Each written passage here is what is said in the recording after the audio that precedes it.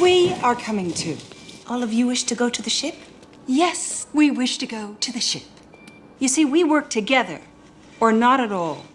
The whole world remembers Galaxy Quest as a parody of Star Trek that is both clever and charming. A film praised endlessly by both audiences and critics. The story follows a group of actors from an old science fiction TV series who suddenly get pulled into a real outer space adventure where they must face unimaginable dangers and mysterious creatures. Yet few could have imagined that behind this seemingly comedic film lies a vault of shocking secrets. For more than 2 decades, the name Saris has remained as a scar, a form of retaliation against a critic who once enraged the crew to the core. And no one expected that a project originally set to continue production would be forced to stop immediately, simply because one crucial figure had died. And that is only the surface. There are still 20 other bizarre facts about Galaxy Quest 1999 that remain hidden facts even stranger than anything you could imagine. 1. You will not believe how dark the original script was. When people mention Galaxy Quest, most immediately think of a light-hearted, witty and highly accessible film. Something the whole family could sit together and watch laughing while following absurd yet captivating adventures. But the shocking truth is the original version of Galaxy Quest was far from a family movie. In the earliest cuts, violence was abundant and profanity appeared repeatedly. Tim Allen spoke without restraint, and Sigourney Weaver even dropped a full F-bomb in the Chompers scene. If you look closely at the frame, even now, you can still see her mouth forming the word, though the audio was replaced. DreamWorks panicked. With the holiday season approaching, they feared the film would be misclassified, so they rushed to trim redub and erase all the harsh details. What was once a sharp-edged piece was suddenly reshaped into a PG film for all ages. And the irony is, this extreme shift accidentally saved Galaxy Quest, allowing it to reach a wider audience instead of sinking into obscurity. But it wasn't just the script that hid shocking secrets. Even a seemingly insignificant line of dialogue was enough to shake all of Hollywood. 2. A line that seemed trivial but echoed through all of Hollywood. Look, I have one job on this lousy ship. It's stupid, but I'm gonna do it, okay? Sure, no problem. At first glance, the line "I have one job on this lousy ship" seemed like nothing more than a self-deprecating gag for Gwen DeMarco. But the truth behind it is far more chilling. It was not merely a line, but the suppressed scream of generations of sci-fi actresses trapped in meaningless roles, forced to act as the voice of the computer, reduced to eye candy with no purpose. And this was exactly the reality the industry hated to confront. DreamWorks once ordered the line to be cut, fearing it was too harsh and could ruin the comedic tone. Weaver fought fiercely against it. She knew that if this moment vanished, Gwen would have nothing left beyond a tight-fitting costume. Thanks to her determination, a line that seemed like a joke became a feminist declaration within the heart of a parody film. Weaver's defiant voice didn't stop there. Next, she had to fight to save one of the most unforgettable moments. 3. The iconic moment that almost vanished forever. What is this thing? I mean, it serves no useful purpose for there to be a bunch of choppy, crushy things in the middle of a hallway. You surely remember the Chompers sequence. The corridor shaking, pistons slamming violently, the crew running desperately. And right then, Gwen DeMarco exclaimed, "This episode was badly written." Unbelievably, this legendary moment nearly got removed completely. DreamWorks believed it was too absurd, too self-aware, and might even ruin the immersion. They wanted to cut it out entirely. Sigourney Weaver immediately fought back. She insisted the scene was not just a joke, but a voice of defiance for countless female sci-fi actresses who had been reduced to mere decorations on screen. Without this moment, Gwen's character would lose her soul. In the end, the scene was preserved, And ironically, it became one of the most unforgettable moments for audiences, a direct slap at the absurdities long embedded in the genre. But it wasn't only scenes that nearly got buried, even the cast themselves once faced fateful choices. 4. Tim Allen turned down an Oscar shot to take on a parody role. Unbelievable, but true.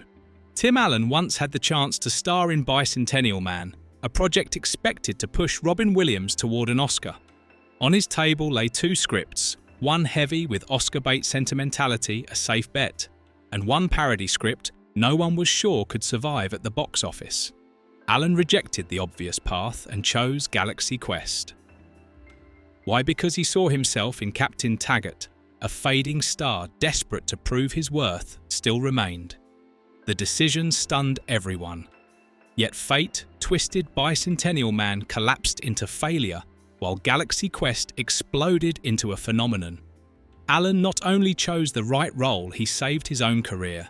And while Allen carved his mark, Alan Rickman left the entire crew frozen in silence with a performance that made the set hold its breath. 5. Alan Rickman left the entire set breathless with just one line.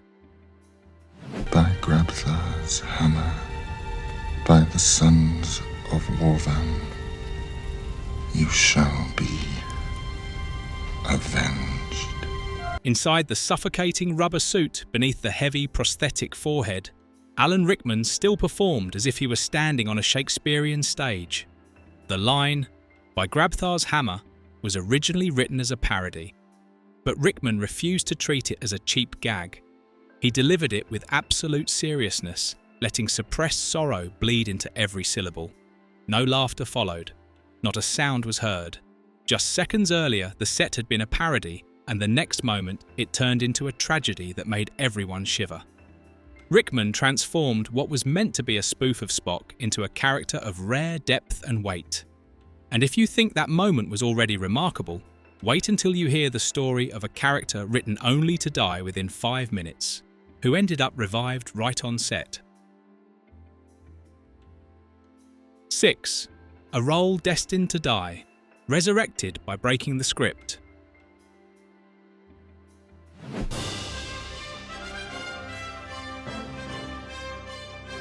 Unbelievable, as it sounds.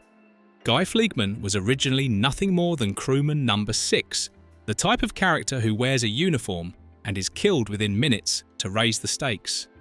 The script had already sealed his fate, but Sam Rockwell would not accept it. He kept improvising, trembling, panicking, even inventing a tragic backstory for the nameless extra doomed to die. The crew did not stop him. They allowed Rockwell to go wild, and from those bursts of improvisation, Guy suddenly gained a soul. Not only did he survive, but he lived until the very end and won the audience's affection. A side character meant to die a throwaway death turned into a legend. But if Rockwell had chosen to act more instead of holding back, the story might have gone a different way, as Tony Shalhoub would later prove in the next chapter. 7. A not acting choice turned a supporting role into a fan favourite. The enemy is matching velocity. Enemy is matching velocity! While everyone on the ship was screaming, running in panic, Fred Kwan remained calm, as if nothing was happening. Have you ever wondered why? That was because Tony Shalhoub from the very start suggested something bold: Fred should not panic. Instead, he should radiate serenity, like someone drifting in a meditative state, completely detached from the idea of survival. It sounded crazy, but this very not acting choice became the soul of the character. When everything descended into chaos, Fred was the still stone in the storm, making the audience laugh while oddly feeling reassured. Thanks to that decision, a role meant to be secondary suddenly became a fan favourite. And at the same time, another unknown face was about to break through unexpectedly. 8. From nobody to star thanks to genuine awkwardness. At that time, Justin Long was a complete newcomer competing against big names like Kieran Culkin and Tom Everett Scott. Everyone assumed DreamWorks would go for the safe bet, a familiar face for the audience. But Long had an advantage no one else could fake. He was a true sci-fi fan.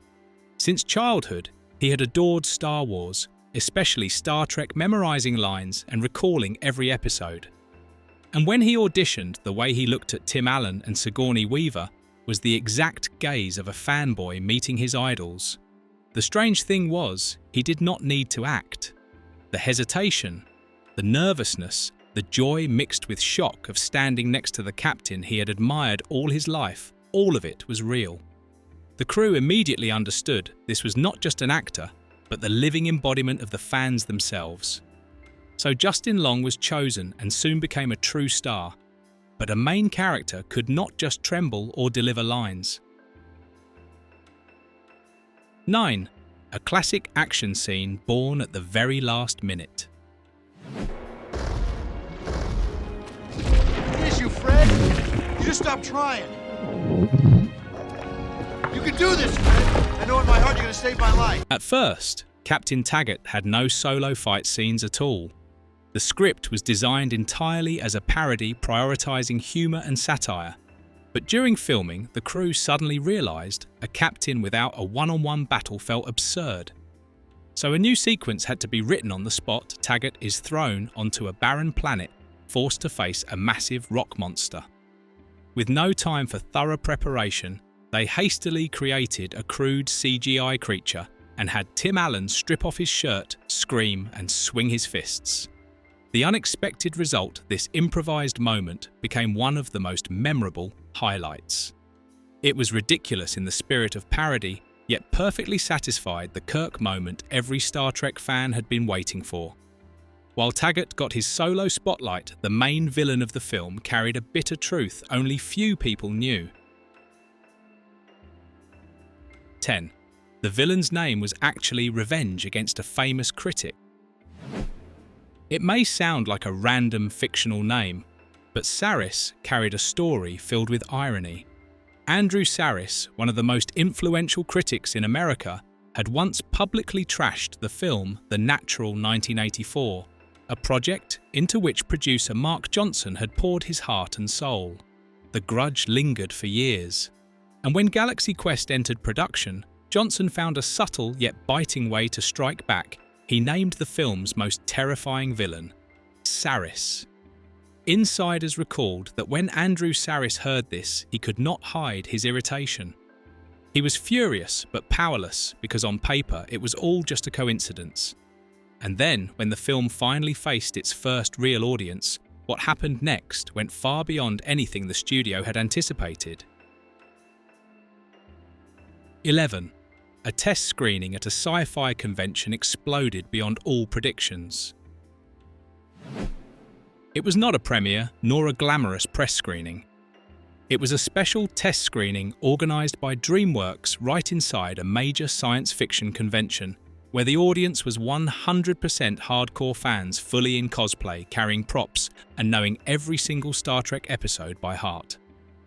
At first, they arrived expecting just another cheap Star Trek wannabe.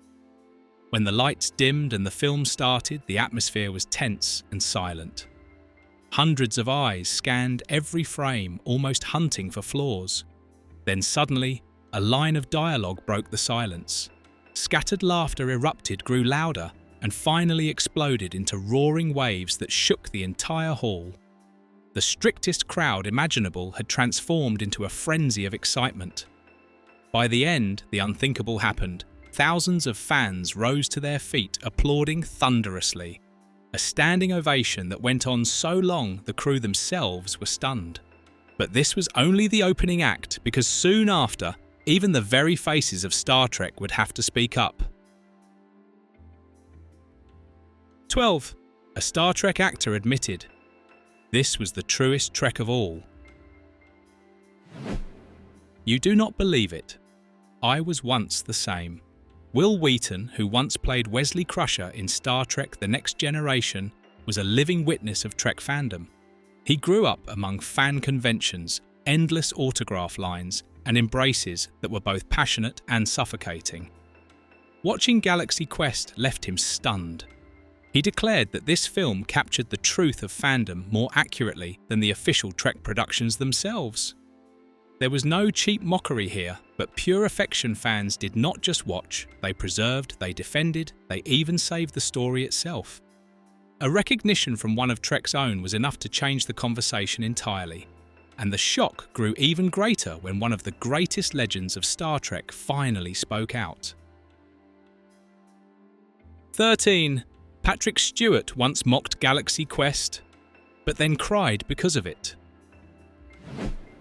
When he first heard about Galaxy Quest, Patrick Stewart, the legendary captain, Jean-Luc Picard, simply shook his head. Just another cheap spoof. But when he finally sat down to watch every prejudice collapsed, Stewart not only laughed, he also shed tears. Lines that seemed like parody echoed the true feelings of the Trek cast trapped in their roles, surrounded by fandom. Exhausted yet deeply moved, Stewart called the film brilliant. And he was not alone. Leonard Nimoy, William Shatner, George Takei gradually admitted that Galaxy Quest was a mirror. A distorted version, but one painfully truthful. If even Trek's greatest icons bowed their heads, then critics could not ignore it either. And the shock was forever recorded in numbers. 14. The Star Trek parody scored higher than even Wrath of Khan.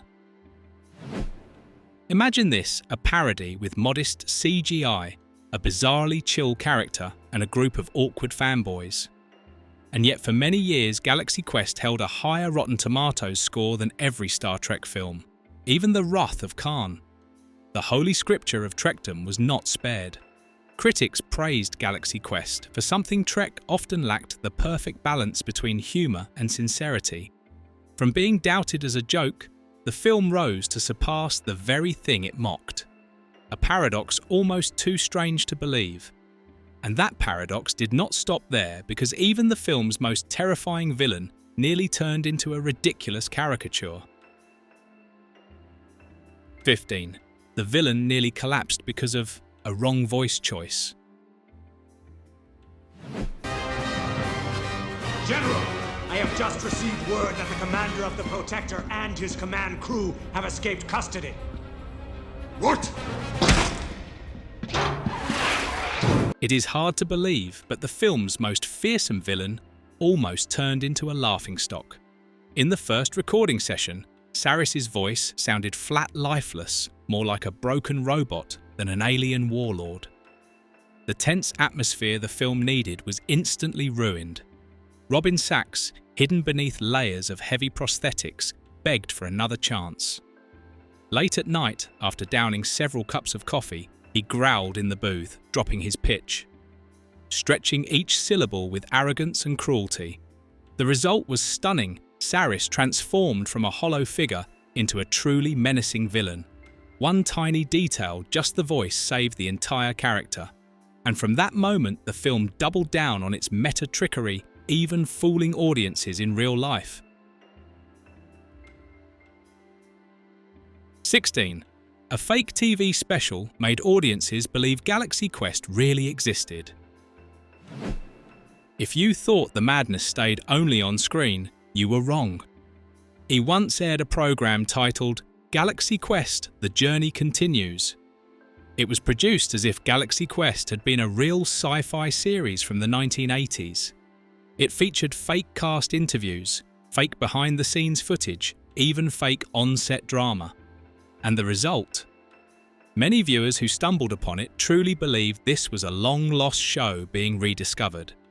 The prank was so successful that it turned parody into fabricated history, a perfect hoax. And behind the scenes, the same mischievous spirit thrived, with the actors constantly playing tricks on each other, sometimes through bold advice no one would ever expect. 17. Sigourney Weaver once urged a co-star to steal a costume as a keepsake. On the final day of filming, Missy Pyle, who played Laliari, was still struggling with her cumbersome outfit. Sigourney Weaver walked over half joking and half serious. Steal it, take it home as a souvenir. But it did not end there. Some crew members even claimed they saw Missy holding the costume in her arms, hesitating, as if she truly intended to walk away with it. Yet after a few seconds, she laughed, shook her head, and set it back down. No one ever knew if this was just a running joke or if she had really considered going for it. In the same way, Galaxy Quest often hid deeper meaning in seemingly throwaway details, such as a planetary name that sounded random, but was in fact a tribute to all of sci-fi history. 18. A tiny Easter egg turned out to be a nod to the history of science fiction. At first, Klaatu Nebula may have sounded like a random name, but the truth was completely different. Klaatu was the name of the alien in The Day the Earth Stood Still, 1951, one of the foundational works of modern science fiction. Naming the nebula after it was the writer's quiet way of honouring the legacy of the entire genre. For casual viewers, the reference might slip by unnoticed. But for hardcore sci-fi fans, it was an Easter egg that sent chills down their spines. It proved that Galaxy Quest was not mocking science fiction at all, but rather bowing in respect to the very building blocks of the genre. And while the script was packed with hidden tributes, the box office numbers revealed another surprising truth of their own. 19. The film doubled its budget but was still denied a sequel. Here is why.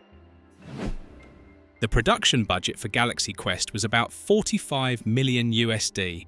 Its worldwide gross exceeded $90 million. On paper, this was clearly a success, double the investment. But in Hollywood's eyes, that was not enough. To the studio, the film was merely safe, not explosive enough to justify expanding into an expensive franchise. And so Galaxy Quest ended right there. No sequel, no spin-off, no cinematic universe. Yet the fandom never let the flame die. Year after year, they cosplayed the characters, quoted the lines, and turned what seemed like a one-off into a revered cult classic. And then, when Amazon suddenly gave the green light to a sequel, everyone believed the dream had finally come true until tragedy struck. 20.